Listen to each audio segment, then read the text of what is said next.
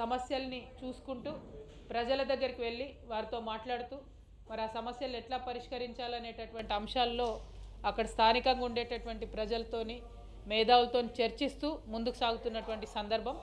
నిన్న షేర్లింగంపల్లి నుండి ప్రారంభించుకొని రాజేందర్ నగర్, చేవెళ్ళ, అట్లానే షాద్ నగర్, ఆ తర్వాత రాత్రికి మహేశ్వరం చేరుకున్నాం. ఆ తర్వాత ఈరోజు పొద్దున మరి మహేశ్వరం, ఇబ్రహీంపట్నం, ఎల్బీ నగర్ ఇవన్నీ కూడా కాన్స్టిట్యున్సీలలో ప్రజలకు ఏవైతే తీవ్రమైన సమస్యలు ఉన్నాయో వాటన్నిటిని కూడా గమనించడం జరుగుతుంది. అవన్నిటిని కూడా ప్రభుత్వం దృష్టికి తీసుకురావడానికి మేము ప్రయత్నం చేస్తాం.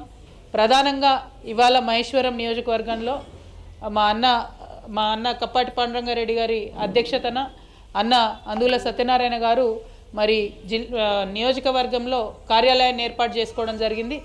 ఇది నియోజకవర్గ స్థాయిలో జాగృతి మరి ఆల్రెడీ ఉన్న ఆఫీసులు కాకుండా ఇది తొలి ఆఫీసు ఆయన పెట్టింది.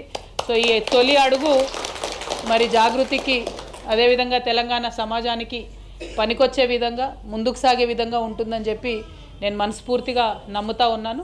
మరి వారి అడుగు మంచిది, లక్కీ హ్యాండ్ అని నేను అనుకుంటున్నా.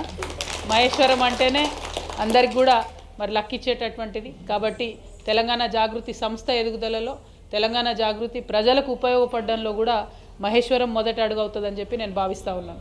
ఇక మహేశ్వరం స్థానిక సమస్యలు అట్లానే రంగారెడ్డిలో ఉన్నటువంటి సమస్యలు అన్నిటి మీద కూడా కొంచెం సేపట్లో రంగారెడ్డి హెడ్ క్వార్టర్స్లో ఎల్బీ నగర్లో ప్రెస్ మీట్ పెట్టి చాలా డీటెయిల్డ్గా మాట్లాడబోతూ ఉన్నాం.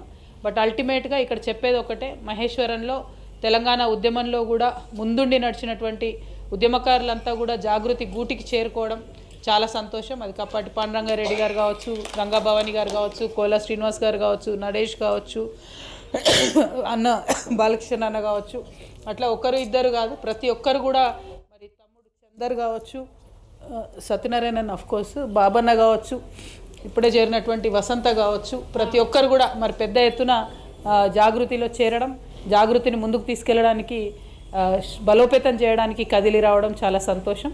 ఈ ఒరవడి కొనసాగాలని రాష్ట్రమంతా మరి జాగృతి జనం బాట జనం కోసం ఉపయోగపడే విధంగా సాగాలని మనస్ఫూర్తిగా కోరుకుంటున్నాను.